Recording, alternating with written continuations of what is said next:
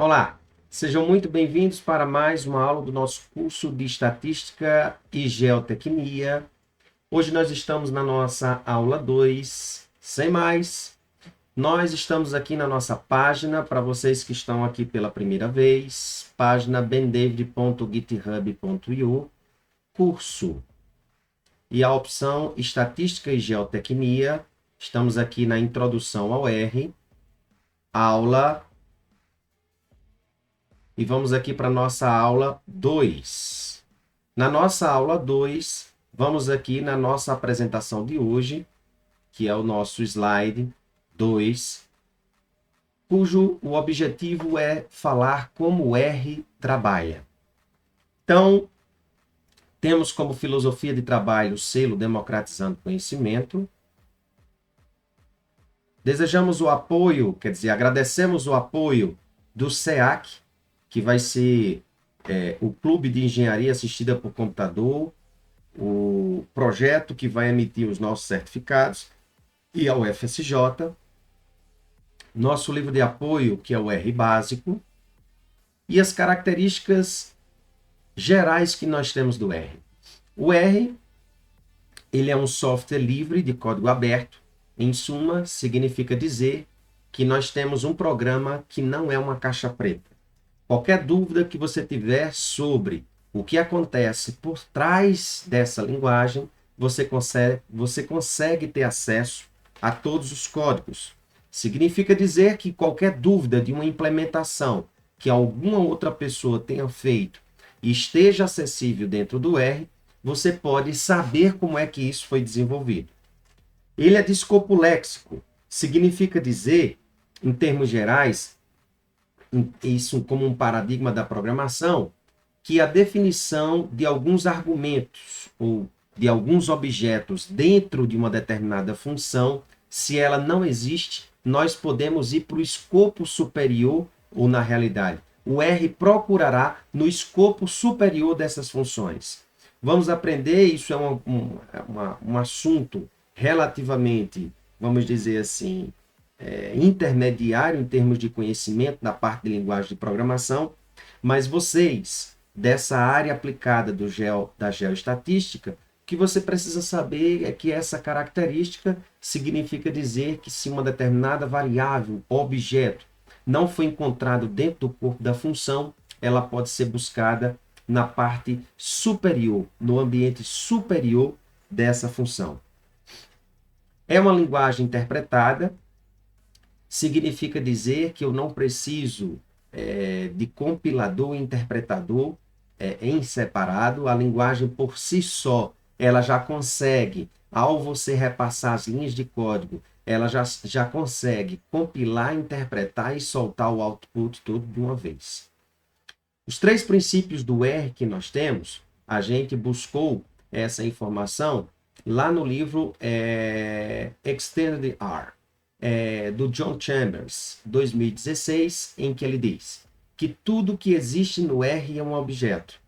Tudo que acontece no R é uma chamada de função. E o R ele é interface para outras linguagens porque a própria arquitetura ela já foi desenvolvida com essa proposta. A primeira parte significa dizer que apesar de tudo que existe em R é um objeto, não podemos confundir com um paradigma da orientação de orientação a objetos.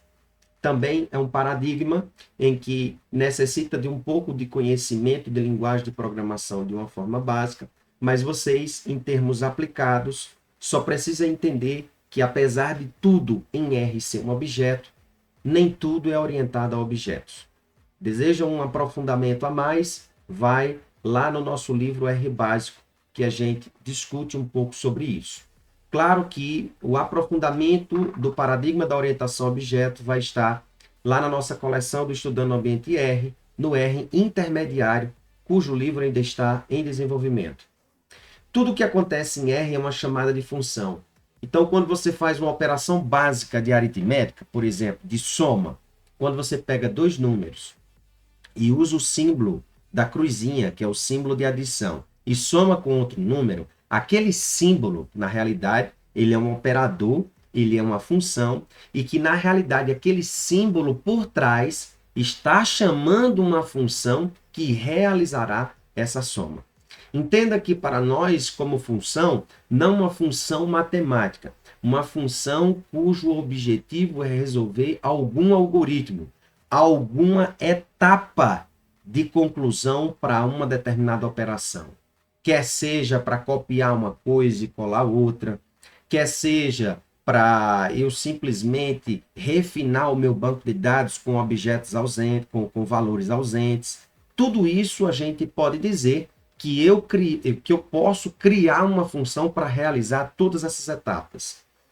E ela é interface para outras linguagens em R, perdão, para outros programas ou outras linguagens, por exemplo, porque o R, na sua própria arquitetura, ele tem interfaces para se comunicar com duas linguagens que estão por trás, como a linguagem C e Fortran, por exemplo, e a própria linguagem S, que é a linguagem que desenvolveu dentro do R toda a arquitetura do ferramental estatístico.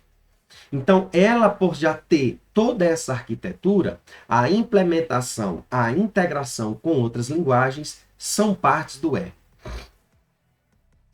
Então, essa aqui é a ideia básica do que nós temos do R. O R, vamos pensar que aqui eu tenho especificamente uma função em que ela precisa de algumas entradas, que a gente chama de argumentos. Existem alguns argumentos que ele tem um padrão, ele tem um valor específico, se você não o define. E o que vai acontecer é que após esses argumentos, ou aqui está dando opções nessa entrada, o que vai acontecer é ela soltar um resultado. Bem, o que acontece dentro dessa função? Bem, dentro dessa função pode acontecer um tanto de coisas nesse processo, tá? Então, aqui eu tenho a entrada, que são funções. Eu posso ter dentro da minha biblioteca de pacotes, chamar alguns operadores. E com a entrada de alguns argumentos para a realização dessa função, o que vai acontecer é que o R pode me soltar no console alguns objetos, em que esses objetos podem ser dados e que, por consequência, vai me soltar resultados. E no meio desse processo, esses resultados eu posso jogá-lo para o console ou posso exportar para um arquivo de dados lá num diretório que a gente tenha na nossa máquina, que seria numa pasta, por exemplo. Eu posso, no meio desse processo, chamar informações da internet, posso exportar imagens de qualquer forma. O importante é que a gente tem que observar. Todo esse processo que está aqui, no ato do R está aberto, nós estamos na nossa memória virtual da nossa máquina.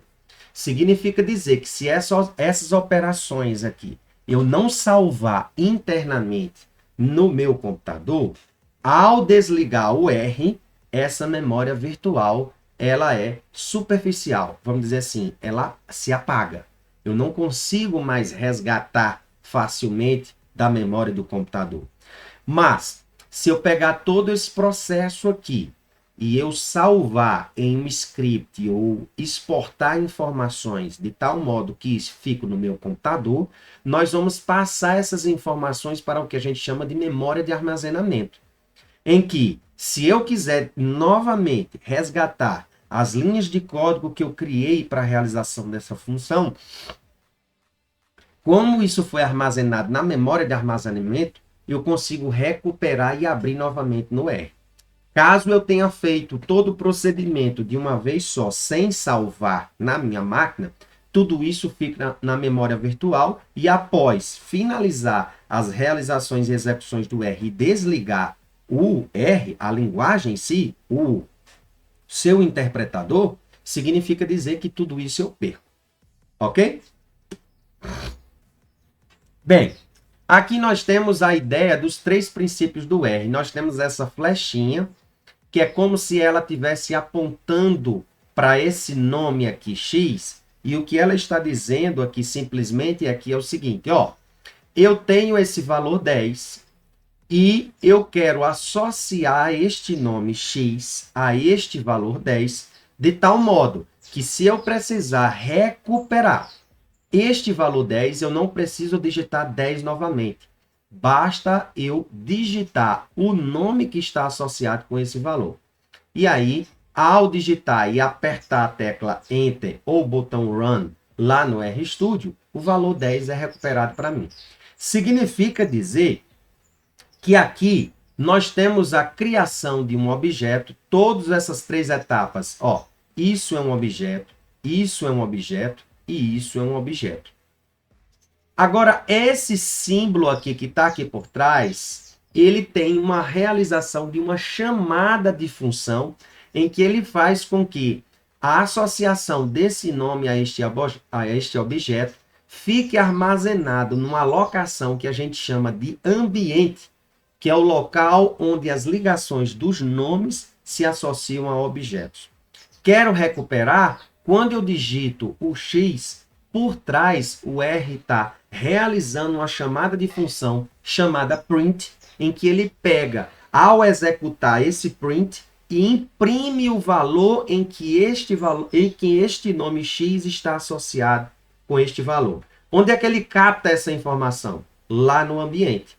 Lá no ambiente, ele chega lá no ambiente e eu, ao digitar o X e o print ser chamado por trás, o que é que está acontecendo? Ele está indo lá nesse tipo de objeto que nós temos em R, que é o ambiente, e ele pergunta assim, existe algum nome X que está associado com algum valor aí? Quando ele identifica que existe, ele já solta o valor. Quando esta associação ela não existe, se eu imprimir o valor X em que não tem associação nenhuma, ele vai soltar uma mensagem de erro dizendo, ó, não existe objeto X lá no seu ambiente. Isto é, não existe um nome X que está associado com qualquer objeto dentro do R. E aí ele solta essa mensagem. Então aqui nós temos a ideia de objeto, nós temos aqui a ideia de chamada de função, e nós temos também a questão da interface, porque esta função que está sendo chamada, ela é uma função em baixo nível. A linguagem que foi desenvolvida esta função é a linguagem C. Então, por trás tem uma arquitetura em que se criou uma interface em que o R se comunica com essa função que foi desenvolvida na linguagem C, o R entende e a interpreta. E aí ele realiza este resultado, que é justamente mostrar o valor X. Chique, não é? Como é que eu posso ver isso no próprio R? É simplesmente eu dizer que aqui por trás eu tive o valor 10. O que é que aconteceu aqui por trás? Olha só. Aqui por trás, se a gente muda a forma da sintaxe, o que aconteceu aqui foi que este operador, a forma de eu acessar ele seria dessa forma. Ele simplesmente está pegando o nome X e associando com o valor 10. Então, é isso que ele está fazendo aqui, ó. Ele está fazendo esta execução. Se eu apagar aqui e realizar este comando, ó, ele vai fazer a mesma coisa que este daqui fez, ó. Que este daqui fez, ó. O que é que ele está fazendo? Associando o nome ao valor 10. Só que essa forma aqui não é uma forma trivial de você estar observando. Sintática. É muito melhor eu observar assim. X, flechinha, 10. Ler do engano, achar que o valor 10 se associa com o X. Na realidade, é o nome X que associa com o valor 10. Ok? Beleza. Então, primeira ideia do que nós precisamos ter lá dentro do R em termos de execução. R quanto console, R quanto prompt de comando. O que é que significa o console? É a telinha onde nós vamos inserir e visualizar os comandos. Onde é que está essa telinha? No nosso console está aqui, ó. O que eu estou fazendo quando eu estou apagando? Eu estou apertando a tecla Ctrl e L e eu consigo apagar todas as linhas de código que existem no console para não me causar sujeira. Então, o que é que acontece? É aqui no console onde eu passo para o R uma linha de código e o R, por exemplo, ele interpreta essa linha de código.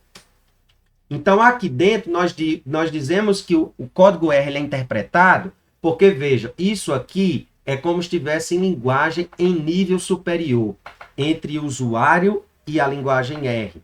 Só que a máquina ela não entende isso. O que é que o R então faz? Ele pega essa linha de comando e ele converte para a linguagem de máquina para que a máquina consiga entender. Ela me solte o resultado, o R absorve essa informação e print na tela para mim este resultado, que na realidade foi somar dois números para mim resultar neste valor 20. Então, uma outra coisa que nós temos no console é que eu poderia, por exemplo, iniciar uma operação, não ter finalizado, e veja que uma outra informação que nós temos no console é o que nós chamamos de prompt de comando. O que é que significa prompt de comando? É este símbolo da desigualdade superior, que significa assim, o R diz, ó, quando esse prompt está acionado, ele está dizendo, estou pronto para que você possa inserir as linhas de comando e eu realizar a operação. Neste caso aqui, o que é que está acontecendo? O prompt de comando na linha seguinte, ela não está pronta para que eu possa realizar uma linha de comando. Por quê? Porque aqui anteriormente, eu executei uma linha de comando que foi o seguinte, eu peguei 10 mais, e o operador de soma, ele precisa, nessa situação, de um outro valor para que ele possa finalizar a sua execução. Então, esse símbolo mais aqui está dizendo o seguinte, ó, você realizou uma linha de comando anterior que ela está precisando ser concluída. Então, nesse caso, o que é que eu preciso?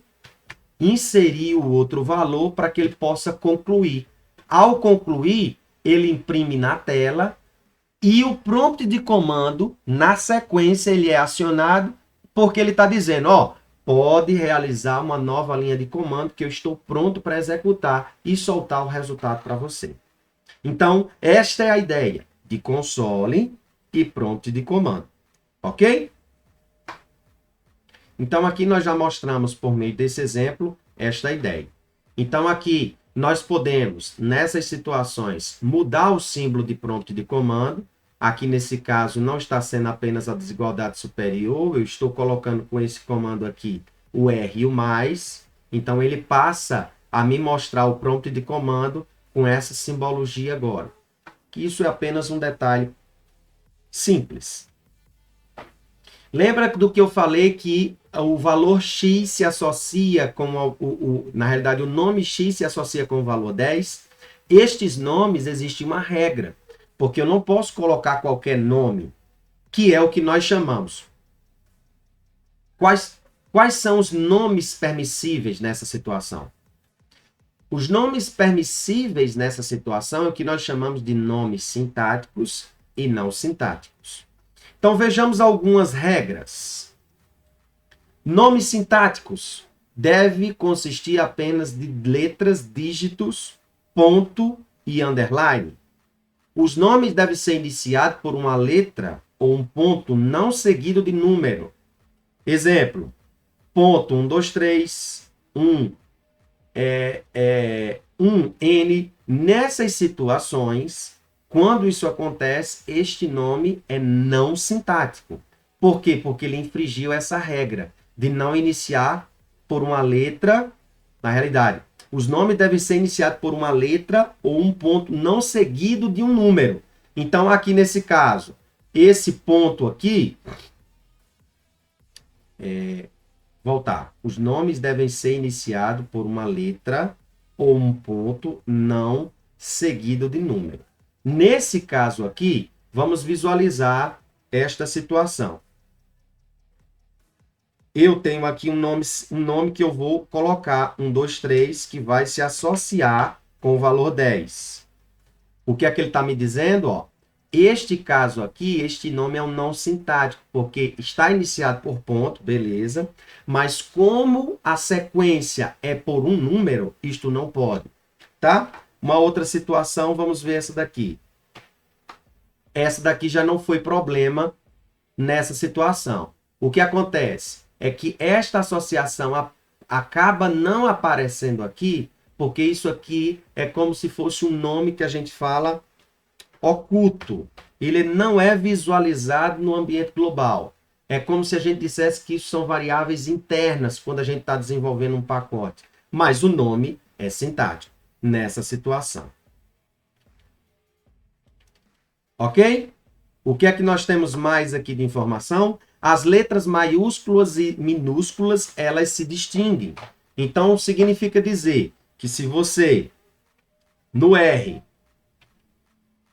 tem, por exemplo, uma letra grande, X, que se associa com 10, e um X minúsculo, que se associa com 20, isso aqui tem distinção. X minúsculo me retorna 20, X maiúsculo me retorna 10. Então, o R interpreta isso como coisas diferentes.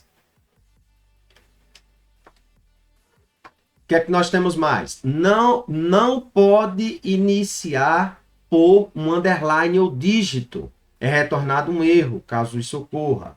Não pode usar qualquer uma das palavras reservadas. Nós temos palavras em que isso tem uma importância interna dentro do R, como true, false, são objetos lógicos. If, for, que são funções internas. E aí, como é que a gente pode identificar essas palavras que são reservadas? Se a gente usar este comando aqui, ó, lá no console, ele me leva ao help e ele me mostra quais as palavras que são reservadas, ó, que eu não posso utilizar. Ok? Então, aqui são alguns exemplos. E aqui nós usamos a função make.names para ele me dar uma sugestão de qual nome sintático eu posso utilizar nessa situação. Comandos elementares. Os comandos elementares, eles subdividem em expressões e atribuições. O que é uma expressão? Uma expressão nada mais é do que uma declaração. É a linha de comando que eu insiro ao console, quando o prompt de comando está disponível para mim. Então, o que foi que eu fiz aqui? Eu coloquei uma expressão 10 mais 15. Expressão pode ficar um nome meio que em dúvida, porque existe uma função e um tipo de objeto que se chama expression dentro do R. E aí o nome que fica melhor para esse tipo de expressão significaria declaração. Então eu declarei um comando para o console e o prompt de comando estava acionado e ele me retornou o valor 20. Isto é uma declaração. A declaração, quando sintaticamente ela não está coerente, o R me passa um erro. O R identifica separação de casas decimais um ponto, de acordo com as normas internacionais. Então, como eu botei uma vírgula, vírgula para o R é separação de elementos dentro de uma função, dentro dos argumentos de uma função. Então, nesse caso aqui, eu não posso utilizar a vírgula nessa situação e ele me retorna um erro. Um terceiro caso aqui, por exemplo, de expressão é quando ele não me solta o output porque eu estou usando a função invisible. Ela é muito importante lá quando nós estamos criando funções em pacotes em que nós não queremos explicitamente que ele solte determinados resultados. E o símbolo de atribuição é um símbolo de associação de nome a um determinado objeto, que eu estou chamando aqui de resultado. Então, quando eu tenho um nome que eu criei aqui, meu underline nome, que se associou com um valor, que é uma string, que eu separo por aspas, ó, entre aspas eu defino a string chamada Ben. Quando eu digito o nome que associou a este objeto, ele me retorna o valor. Isto é uma característica de atribuição.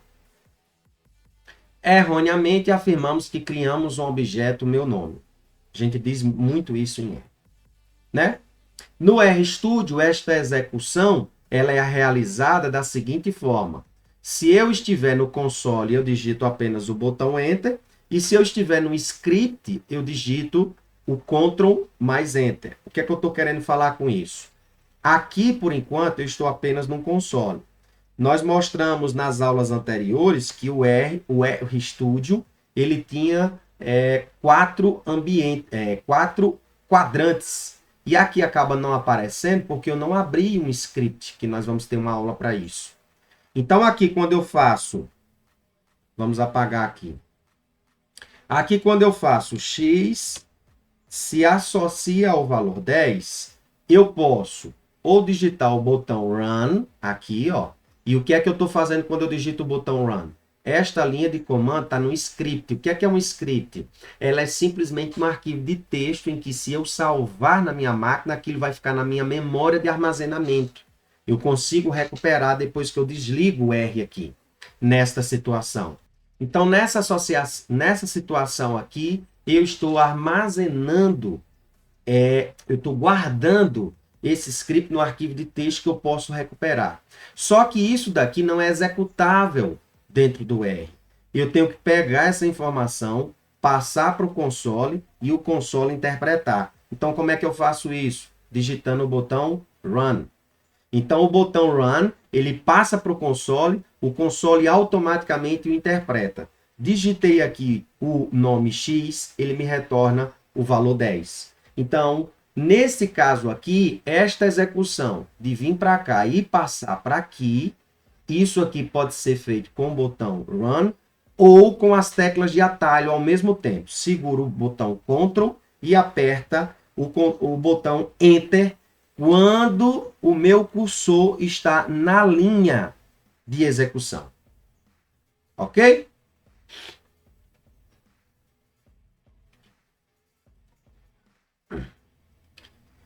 Então, mais de uma linha de comando, nós separamos esta situação por ponto e vírgula. Então, aqui nesse caso, lá no nosso RStudio, aqui, eu posso, quando eu faço uma associação de nome a um objeto, veja aqui, Y se associa ao nome Ben. Ele simplesmente está fazendo essa associação e mostrando aqui, ó, no ambiente global. Agora, se eu simplesmente faço a associação e separo por um ponto e vírgula e digo, agora quero que na sequência você me mostre o valor 10. Ele automaticamente, vou apagar aqui novamente, ó.